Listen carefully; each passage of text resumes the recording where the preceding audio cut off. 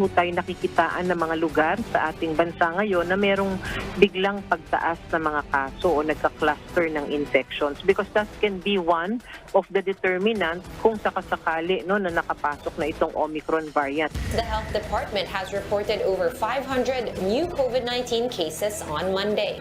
The research now considers Metro Manila as very low risk for COVID-19.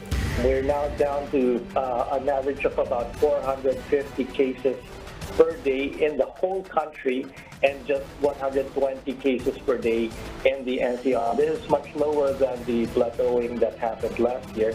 And we can attribute this definitely to the increased vaccination, but we can also attribute this to the continued compliance with minimum public health standards.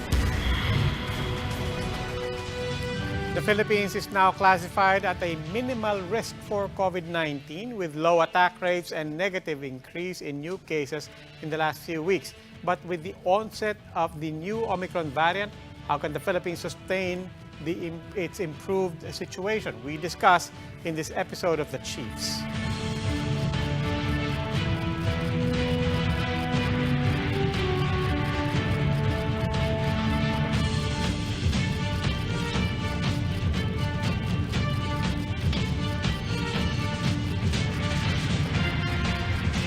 Welcome to The Chiefs. I'm Robbie Alampay. With us online from Manila, Ami Pamintuan of the Philippine Star, in Quezon City, Lucy Cruz Valdez of News 5, and maya-maya po sasamahan din tayo ni Ed Lingao.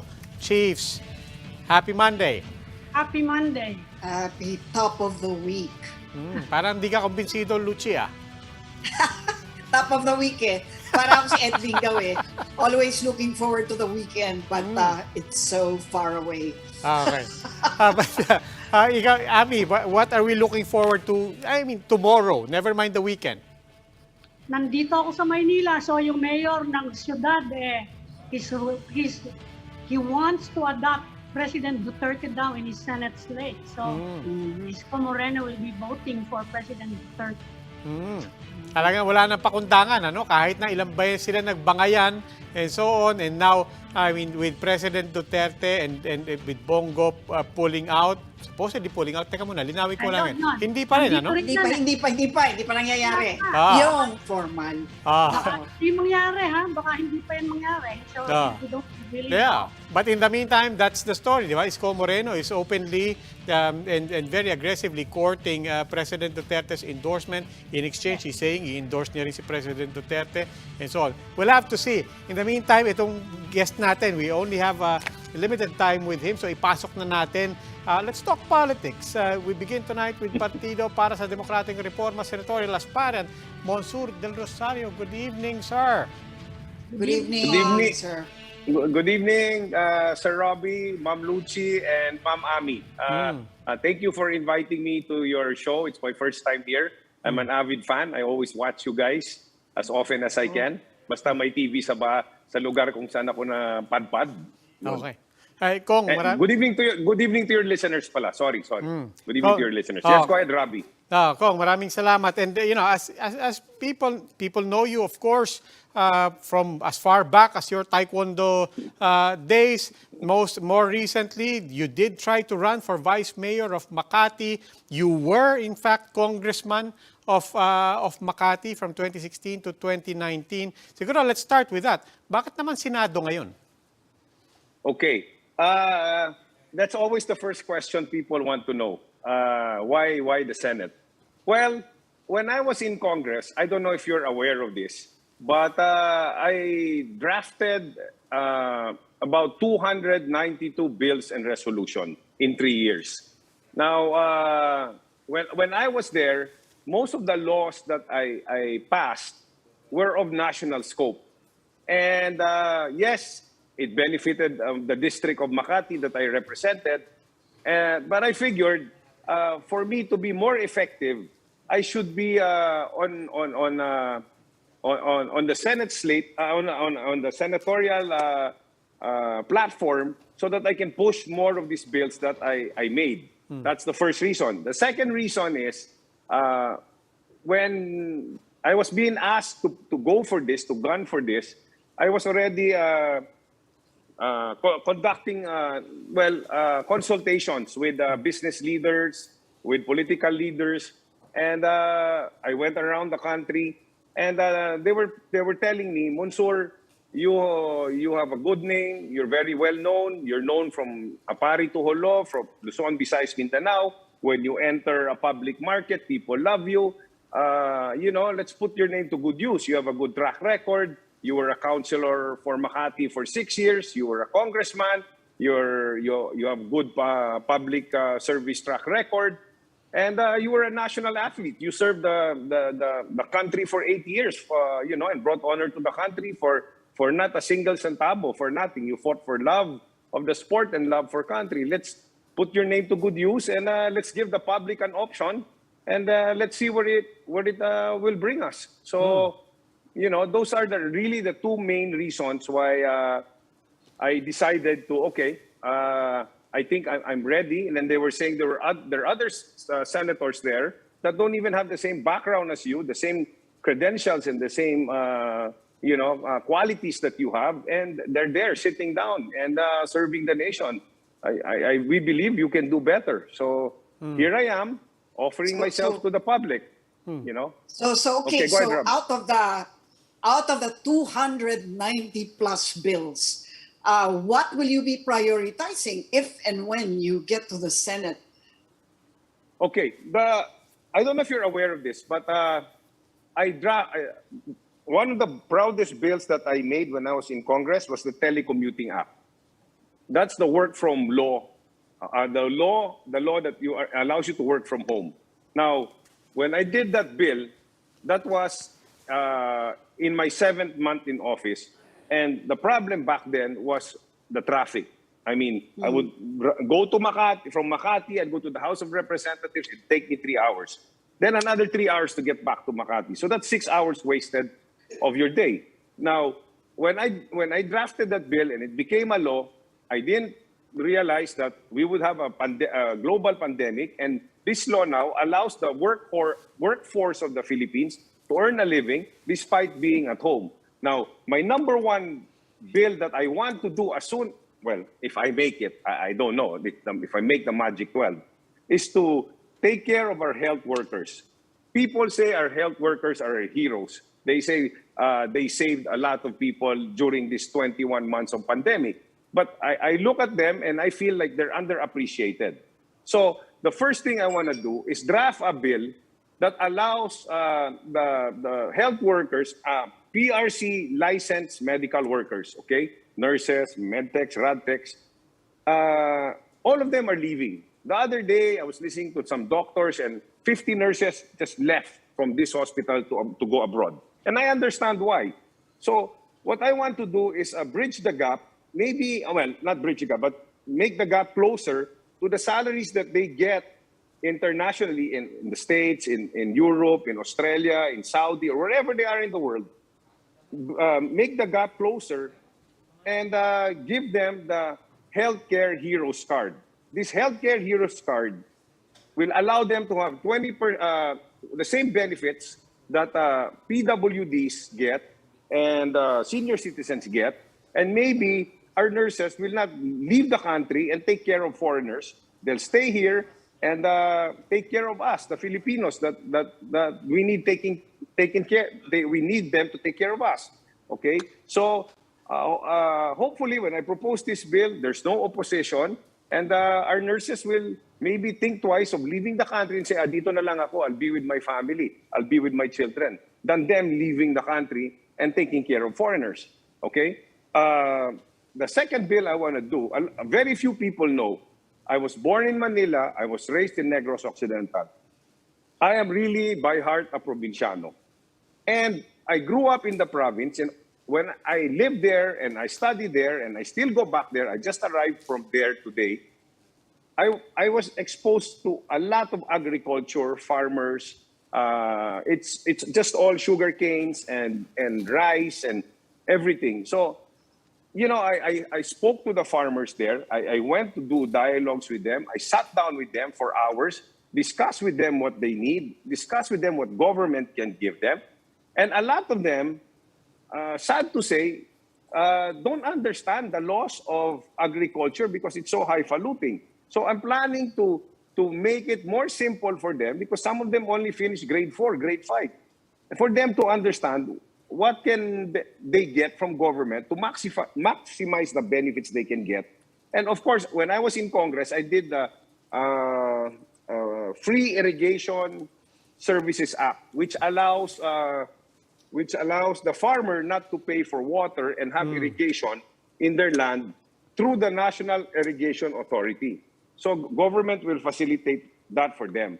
That's the second. The third, this one is kind of close to my heart because when I was teaching Taekwondo, I had a lot of kids that had special abled kids with special abled kids. So the ADHD, autistic kids, and if these kids go to regular schools, they're going to be pushed around, they're going to be bullied, and it's going to be traumatizing for them. So I want to propose regional schools, facilities for them with special education teachers, separate them from regular kids, and then give them a chance to become productive members of society. A lot of them are born like that, and then they die like that. So they have no chance of even having a productive life. And I went to this place, Chosen Children's Foundation. It's a very exceptional facility. It's for abandoned kids with physically disabled and mentally challenged children. And they're taking care, this is a private institution, they're taking care of a lot of children like that. And a lot of parents don't know what to do with when they have kids like that. So if the government has means to take care of them and give them a chance to a better life, I want to push that also. Okay, these are the top three. And then the last one, of course, everybody knows I'm an athlete. I went to the SEA Games, Asian Games, World Games. I became a national coach, a national trainer, became a sports leader. The athletes, I will definitely take care of them because they're close to my heart. Because once upon a time, I was like them. I represented the country and fought for my country in 1982 to 1989. So the athlete's life was my life, and it's very close to my heart. And okay. I do have other more bills, but these are the top four that I want to push the first, if I make it in this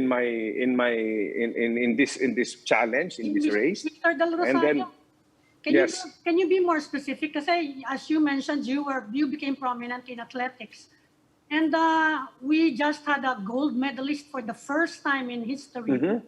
And ano kaya by way of legislation? What can we do by way of legislation to develop more Olympic gold medalists? Okay, that's a nice question. Thank you, Ma'am Ami. People think there's no money for funding sports. I do believe that there is. It's just not probably being spent properly or spent on the right programs or on the right preparation. But I want to incentivize these athletes. Like when I led the national team, about 300 athletes or 350 athletes for 3 weeks in a foreign country, I spoke to the Philippine Sports Commission chairman and I said, let's give our athletes a premio. Na if they win a bronze medal, they get 500,000 pesos. They win a silver medal, we give them 1 million pesos. They win a gold, we give them 2 million. And he was saying to me, well, sir, what do you think are our chances? I said, the most we can get is probably 5 to 6 medals because we're going up against 63 countries. But when I got there, I really took care of them. I mean, really hands-on. And when we came back after 3 weeks, we broke the national record of 5 medals for the past 30 years. I brought home with these athletes 30 medals. 2 bronze, 14 silvers, and 14 golds. And the chairman was saying, you said only 6. Now I have to spend this much money to give them incentives for parang prize money. I said, it's a good problem. Now they're going to be ganado to train, ganado to represent the country because I never had that. I brought home so many medals, nothing, zero. Okay, then... By way of legislation, anong pwedeng gawin? By way of legislation. Yes. Well, that one, I'm going to fix that. By legislation, I want to give them a retirement fund. In other countries, when athletes retire, when depending on what medals they win, gold, silver, bronze, they're given a pension every month. Maybe it's 10,000 pesos, maybe it's 15,000, until they die. So somehow, they're secured kahit papano, may tatanggap sila sa pagbigay nila ng karangalan para sa ating bansa. Marami akong atleta na nagbebenta ng medalya nila para lang bumili ng gamot. Nakakalungkot. I know an Olympian who was selling his medal because wala na siyang pambayad sa ospital.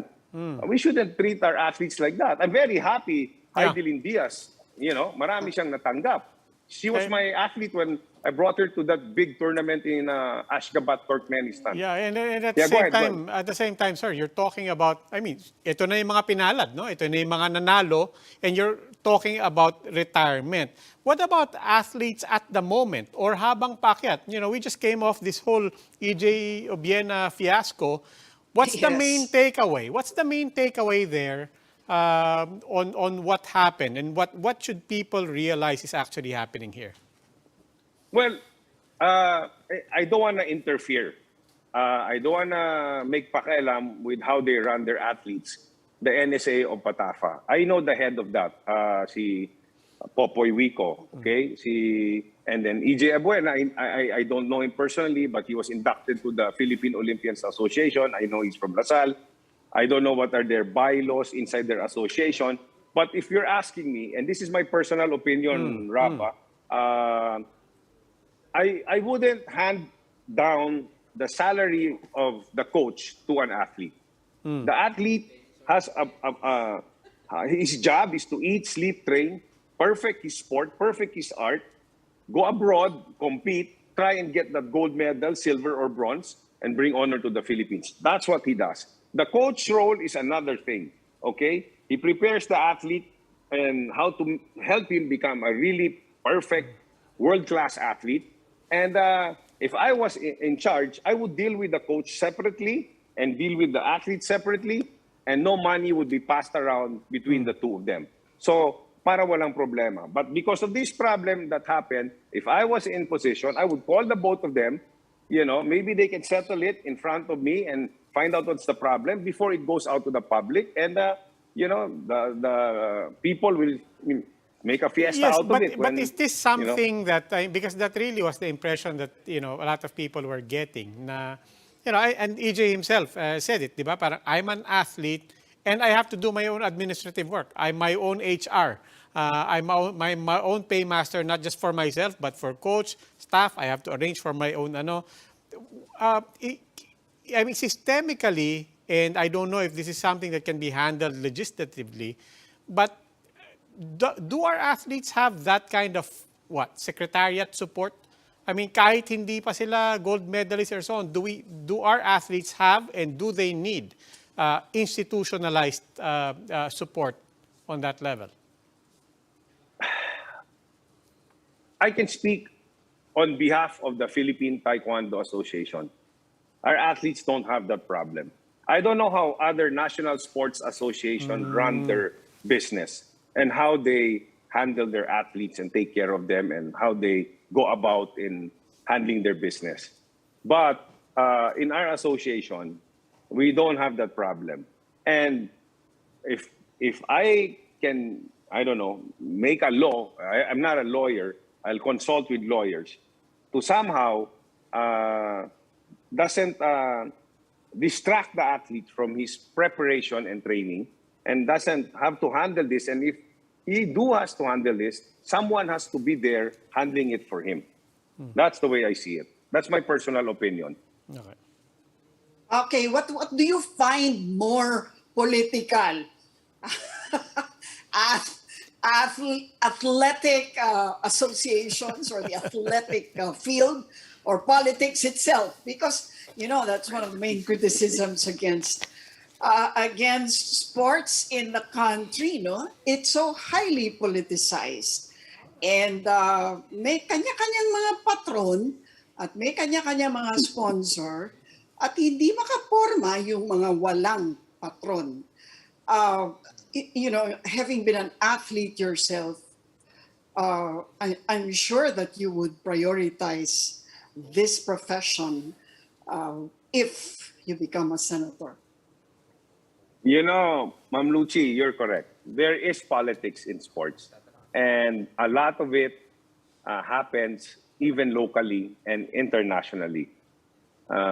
There's a lot of backroom negotiations that happen in the Olympics, in the Asian Games, in the World Championships. In the Philippines, it is highly politicized. Sad to say that a lot of politicians enter the sporting world not understanding how the sporting world is. Because they're politicians. They were never athletes. They were never world champions. But,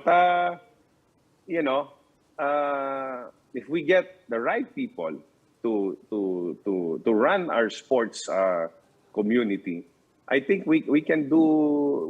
I'm not saying they're not doing good. Some of them are doing good, some are not. But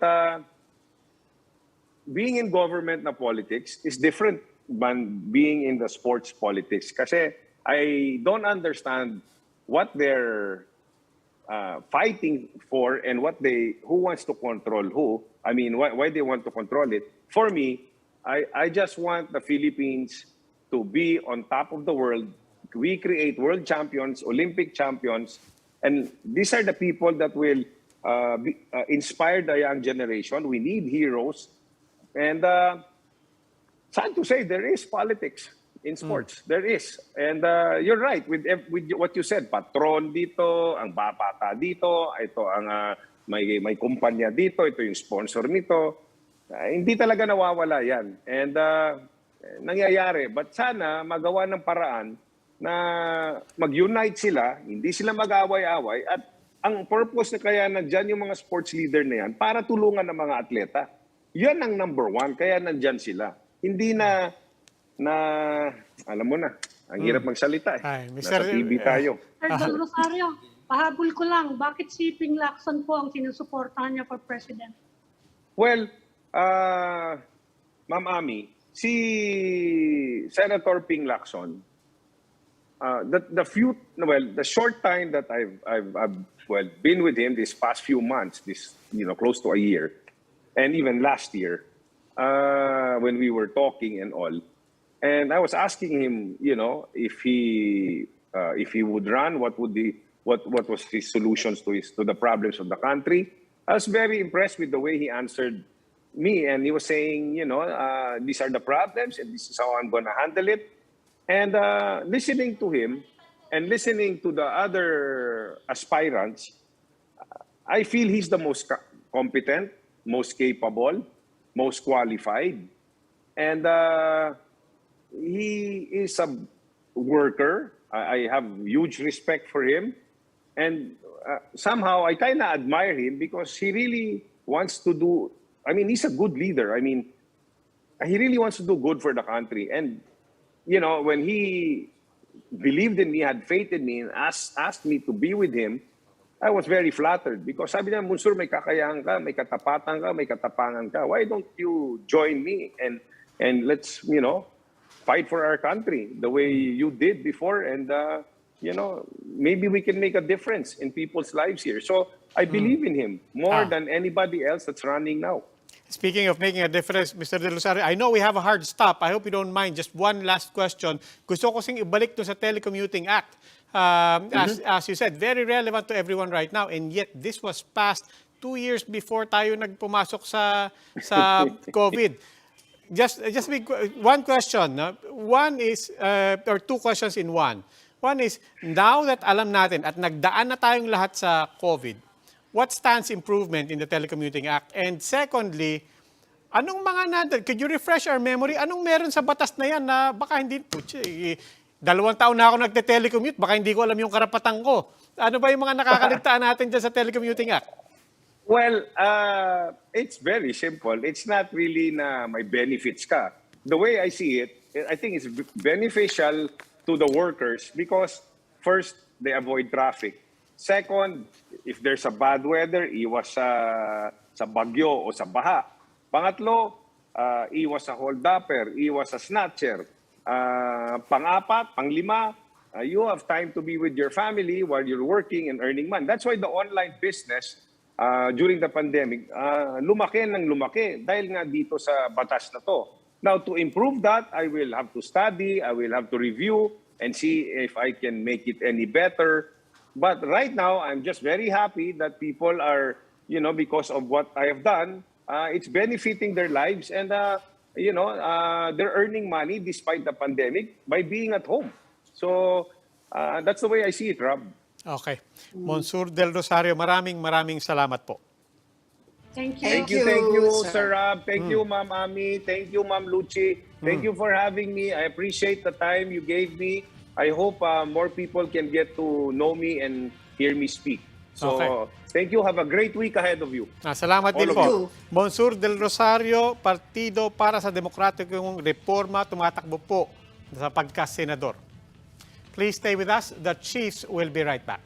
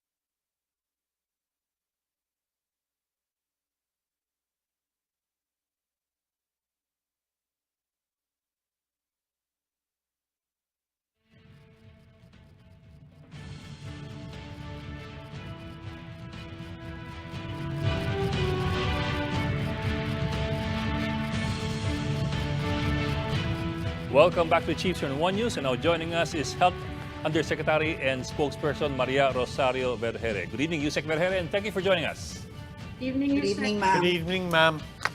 Magandang gabi po. Good evening to all of you. Magandang gabi po. Ma'am, it's been a week since we were terrified by the Omicron variant, but since then it seems na nag-dial back ng kaunti yung WHO among other agencies. Just to put things into context, what do we know so far about the Omicron and how it bodes for our Christmas season and the rest of the year? Yes, sir. No? So the Omicron variant has been detected in several countries already. And sa ngayon po, we still do not have complete information or evidence regarding the transmissibility, regarding its effect on the vaccines. WHO stated that they still need to further study alongside with their experts, and it's going to take about 1 to 2 weeks more. So while we wait for that information to be given to the rest of the world, we all need to prepare. We just need to be cautious. We continue to comply with the safety protocols. Pero ang mga inuuna nyo, I guess yung border control pa rin, because that's where changes in protocols have been quite distinct, drastic, in fact. Yes, ma'am. Tama po ba? Yes. Tama po, no? So in every response that we have, especially when there are new variants of concern, alam po natin that it comes most often from other countries. So we need to control our border so that we can prevent somehow the entry of these variants. If you will remember, with our Delta experience, we were able to delay at least about a month bago po pumasok yung Delta. And it gave us time to prepare our health system nagawan po natin ng pag-i-increase ng mga capacity ng mga ospital natin, hindi po tayo masyadong na-overwhelmed with the Delta experience. So that is what we are doing now because we're not saying that it's not going to enter our country. Borders are very porous all over the world and even here in the country. So we know that it is just a matter of time before it enters the country. But at least we can prepare. Pero marami kasing na na ang daming na stranded na mga Pilipino bigla na nagplano na nauuwi. Galing sa mga biglang na red list ang mga bansa, no? So paano po yung mga yon? Will they have to now cancel their plans altogether, or is there hope that they may be able to come home soon in time for Christmas, hopefully? With those listed sa red na country, these are 13 countries. Yes. Yun pong mga uuwi naman ng mga kababayan natin, if they will be part of the repatriation process of government, they can still go home. We allow them to go home, but they have to have a 14-day quarantine in a facility. And there is 7th-day testing. Ngayon, yung mga nasa green and yellow naman po, nahabaan po yung quarantine nila. Hindi na po talaga 3 araw lang or ngayon 5 araw na 5th-day testing. But the implementation was extended para to accommodate those in flight already, in transit, para ma-exempt pa rin po sila dun sa mga ibang requirements like pre-departure testing because some of them did not have that. So yan naman po may mga ginagawa tayong flexibilities for that. Yusek, yun ang hinihingi ngayon ni businessman Joey Concepcion na reconsider nyo naman daw yung a longer quarantine again kasi sabi niya, the Philippines now is the safest place for Filipinos to spend Christmas. Kaya today, sabi niya, nag-a-appeal sa Senyo na i-reconsider uli yun, na iksian uli yung quarantine or kung maaari siguro i-lift for fully vaccinated from the former green countries. Is that possible within a week or at least siguro the final week before Christmas? Well, we will see, no? So, yes, I agree with him. It is one of the safest place right now dahil nakita po natin talaga na bumababa ang mga kaso. We were able to bring down the cases. But we cannot have this for long if we are not going to guard our borders. And I think all countries understand this kind of response from government na kailangan natin i-prevent yung entry para tuloy-tuloy po yung pagbaba ng kaso natin dito. We cannot really say right now na definitely in 1 to 2 weeks we can say that we can lift this kind of restrictions because up until now we still do not have the complete information of what this Omicron is. We have to know how transmissible it is. We have to know if it's affecting our vaccine so that we can re-strategize again once we know the information. I'm going through all the protocols and knowing how, research, not just here, but all over the world works. I mean, and to manage people's expectations also, what is a reasonable minimum time frame that government will need to see and to know enough about Omicron? Well, what we are really waiting for would be WHO's guidance because World Health Organization is working with the experts across the globe so that they can find out really. Ang mahirap kasi po ngayon, pag tinignan natin, hindi pa ho ganun kadami ang mga kaso sa iba't ibang bansa. Meron nga mga detection but it's not really that much. So having to study this kind of variant against and comparing with the Delta variant, for example, mas mahihirapan sila kasi kakaunti yung individuals that can be included in the study. But nevertheless, scientists and the experts across the globe, ngayon po nag-aaral sila and WHO, Dr. Rabi, last week in our IATF meeting, he committed that in 1 to 2 weeks, they will give information, further information, so that we can all be guided. So far, we're monitoring about 250 plus that came from South Africa. What do we know so far? Yes, there were 253 individuals who came home coming from this country, South Africa, and we were able to locate already 80 of them. From these 80, 73, if I'm not mistaken, or 71 are in facility quarantine. 4 are in home quarantine, and the rest had been discharged already owing to the fact that they have completed the time period to quarantine.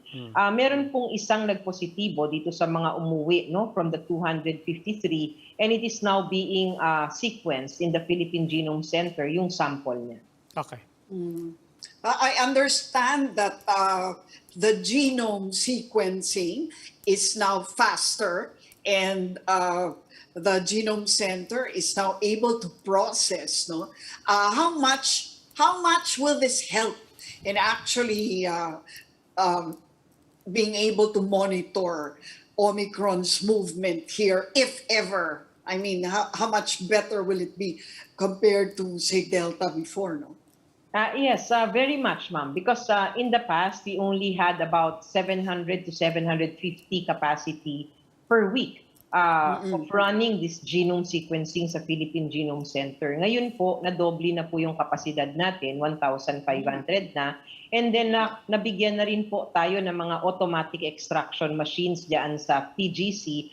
Bumilis na rin ang proseso. Meron na rin po tayo mga smaller machines that can run ng mga 30 to 40 samples in one run na makakapaglabas ng resulta in 24 to 34 hours. So meron po tayong fast na nagagamit. Kaya dyan po natin nilagay yung 12 samples coming from returning overseas Filipinos, including the one coming from South Africa. So we may know and determine by Tuesday, tomorrow, or Wednesday kung meron talagang Omicron itong mga umuwi galing sa ibang bansa. So this biosurveillance is very critical and important. Ang kailangan lang maintindihan ng ating mga kababayan, hindi po lahat ng mga positive samples can be sequenced. Wala pong nakakagawa na kahit na anong bansa dyan. That's why we do purposive sampling.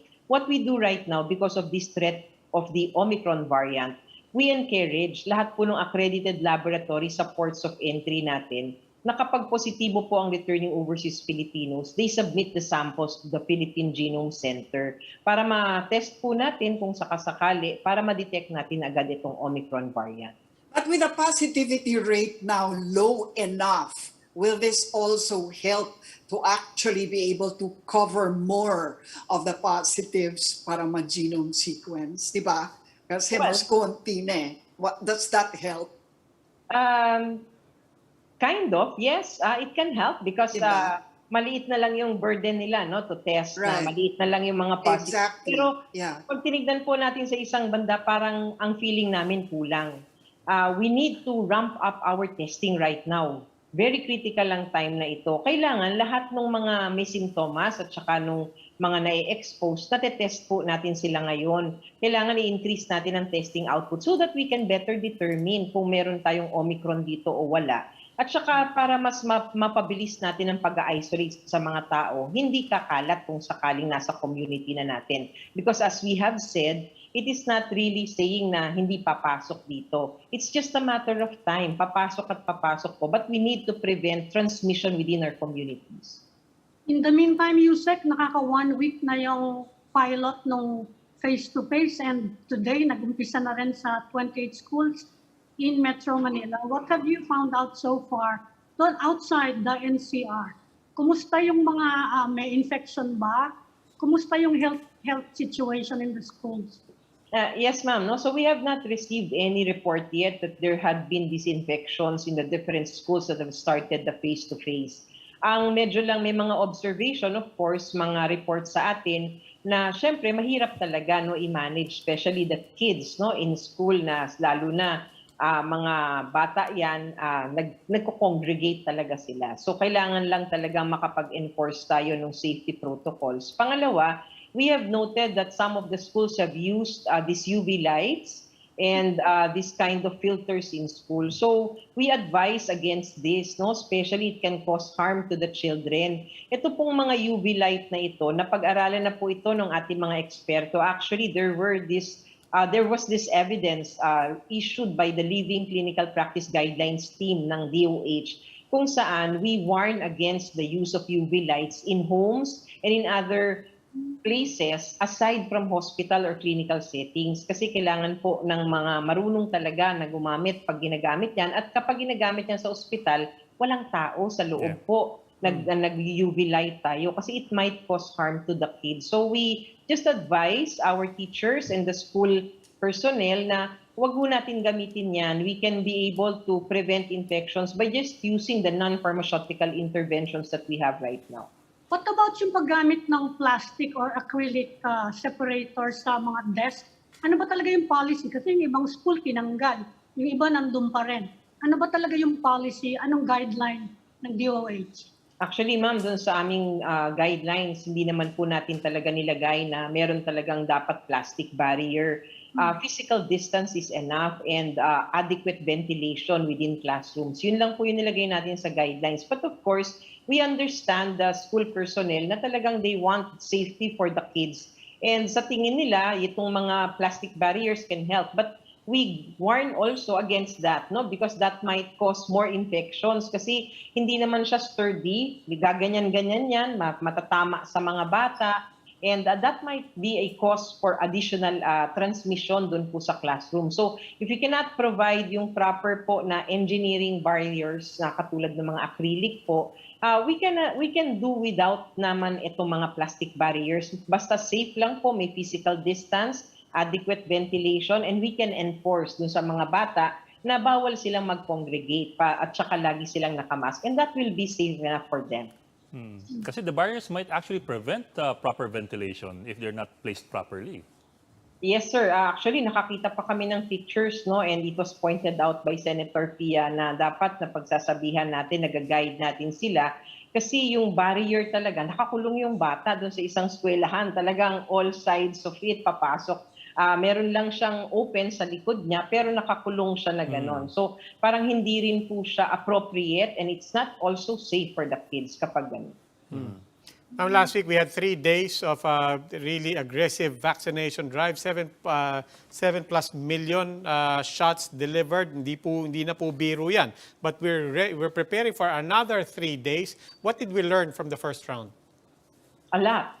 But what I can tell you was it was really successful. And every time I think about that and look at the pictures of those who really helped, talagang kikilabutan po kayo. Biruin yung sa 3 araw, naka 7.6 million po tayo. Nung nag-extend pa po tayo ng another 2 days, we were able to achieve 9.9 million. So kung uulitin po natin to, ang mga natutunan natin, unang-una, let us not turn away those people who are already in the vaccination site.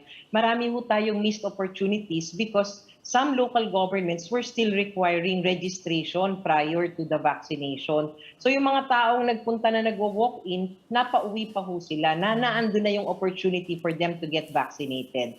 Second, also, ito pong parating namin na 15 to 17 na vaccination days again, we now will be focusing, no, aside from the rest of the population, we will now focus on the unvaccinated. Hahanapin po natin yung mga hindi pa bakunado para sila naman po mabigyan natin ng focus, especially the A2 and the A3 members of the population. Ano po ibig sabihin ng hahanapin natin? I mean, does that mean, hahanapin to recruit or meron ba tayong mga program that actually tries to bring the vaccination closer to where they actually are living? Both, sir. Actually, ngayon, tinitignan na natin, ano ba yung mga local governments o yung mga probinsya or areas na mabababa po ang ating mga accomplishments, especially for A2 and A3.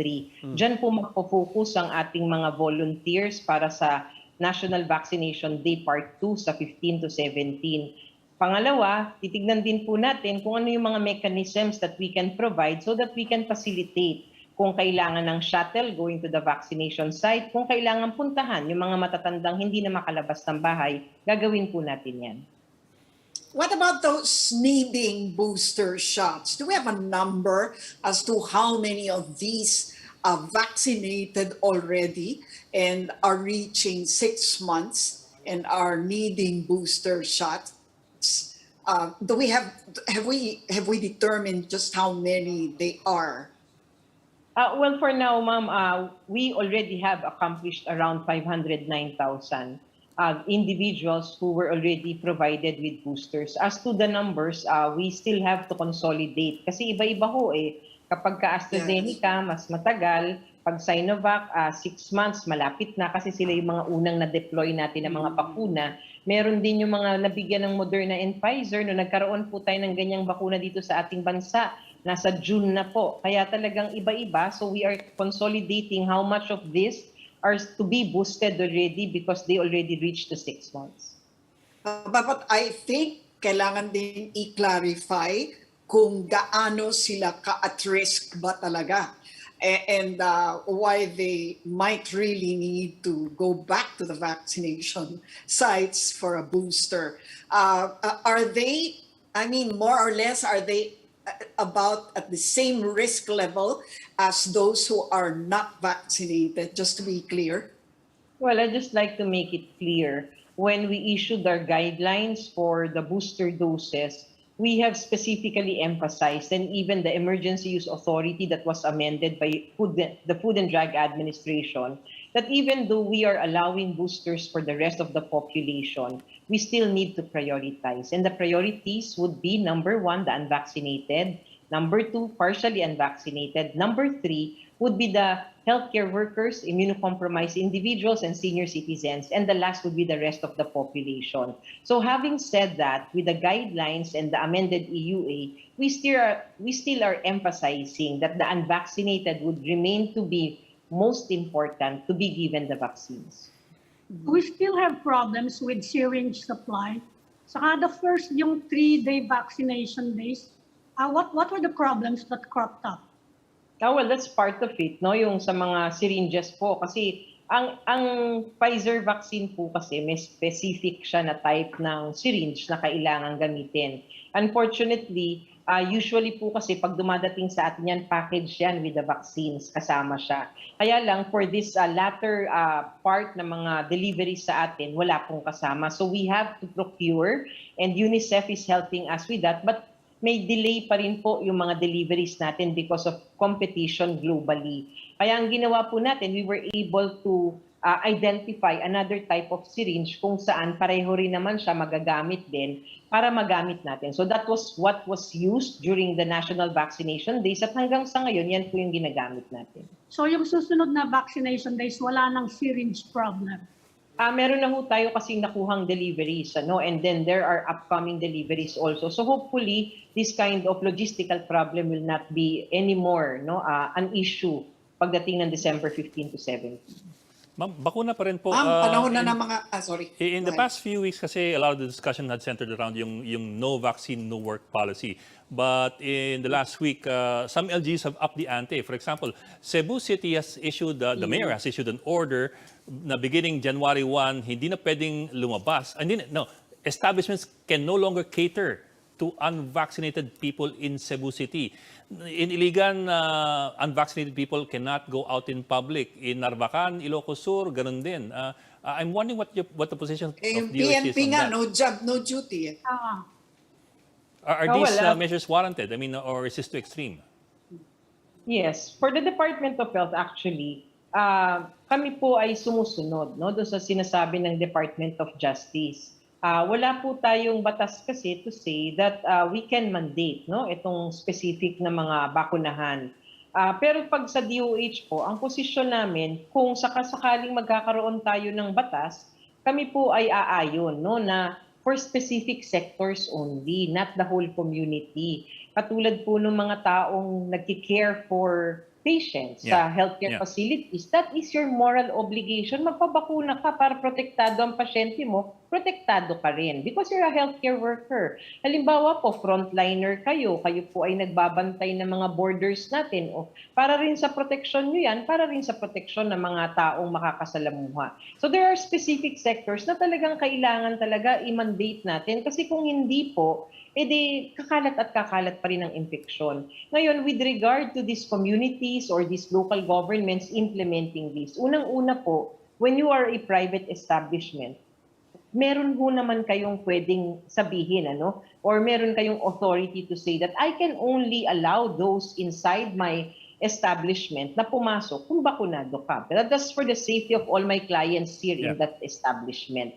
Pero with regard to the local governments not allowing the community to go outside of their houses, I think meron ho tayong kailangan pag-usapan dyan, especially legally. So baka Department of Justice might be able to give us a better answer to that. Samantala, ma'am, Yung panahon ngayon ay marami na talagang nagpapalak mag-Christmas party. Ano po ang dapat na i-observe na mga protocol para dun sa mga gustong magkaroon ng medyo slight mass gathering of about, lalo na yung mga ikakasal. Pupunta ng Boracay. 1,000 Ay, people. iba yan konti lang kami doon. Pero yung mga Christmas party kasi, ma'am, I mean, you're talking really minimum probably 10, no? And a maximum of who knows. What should we really be, observing just to be cautious about Omicron? So, first, gusto ko lang sabihin po na hindi naman nabago pa yung sitwasyon natin. Yes, the cases are going down, but let us all remember the virus is still here. And let us also remember na kahit bakunado po tayo, nandun pa rin yung kahit na kaunting chance that we can still be infected or can transmit the infection. So our advice coming from the DOH, ligtas Christmas tayo. Kung kaya po natin na virtual lang ang ating Kapaskuhan na celebration, please do. If not, kung talagang kailangan, baka pwede naman maintain pa rin yung family bubble. Kung hindi talaga, dahil gusto na magkita-kita na magkakapamilya, sana po bakunado kayo lahat. Do it in an open space. Do it in a well-ventilated space. And please practice the safety protocols that we have. And please do away with the buffet style of eating. Baka pwedeng packed na lang o yung kanya-kanyang plato na lang para iwas po tayo dun sa mga pagdidikit-dikit ng ating mga kababayan. Ang lagi lang natin tatandaan, bottom line pa rin po na andyan yung virus, even though we are all vaccinated, we still need to be very, very cautious, especially there is a threat of a new variant. Yung mga karaoke, safe ba yun? It is allowed under alert level. Yes. Pero Pero mag-isa ka kailangan, meron pa rin po tayo mga protocols. No? At saka kung tayo ay gustong kumanta, sa bahay na lang muna tayo kumanta, wag muna doon sa mga... Nakamask Pwede, Ami. Basta Zoom lang, Ami, tsaka nakamute ka. Habang kumakanta. Tatanggalin niyo po yan kapag uminom kayo o kaya kumain kayo. So yun pong mga spasyo sa mga videoke places, di ba? It depends on the capacity. Halimbawa, 10 kayo, ganito lang kalaki ang kwarto, napakaliit. So kung sakasakali po na hindi maiiwasan naman natin, sa bahay na lang ho tayo magkanta. Tsaka bawal yung mga Whitney Houston na kanta. Kasi bibirit ka Kung kakanta nakamask. Basta malayo po yung kumakanta sa ibang tao, tapos nasa open space. Wag na mag-mic. Wag na Magpunta rin. Yung mas malakas nga yung kanta nung pag walang mic. Okay. Okay. Sige. We've run out of time. Undersecretary Maria Rosario Vergere, maraming salamat po. Thank you po. Ingat po. Thank you, Sec. Maraming salamat po. And that's all for this edition of The Chiefs. We hope it was discussed here. We'll keep the conversation going. Before we go, a reminder to our viewers, mask on, wash hands, and stay safe, Philippines. I'm Robbie Alampay. I'm Ami Pamintuan of the Philippine Star. I'm Lucy Cruz Valdez of News 5. I'm Edwin Gao, and we are One News.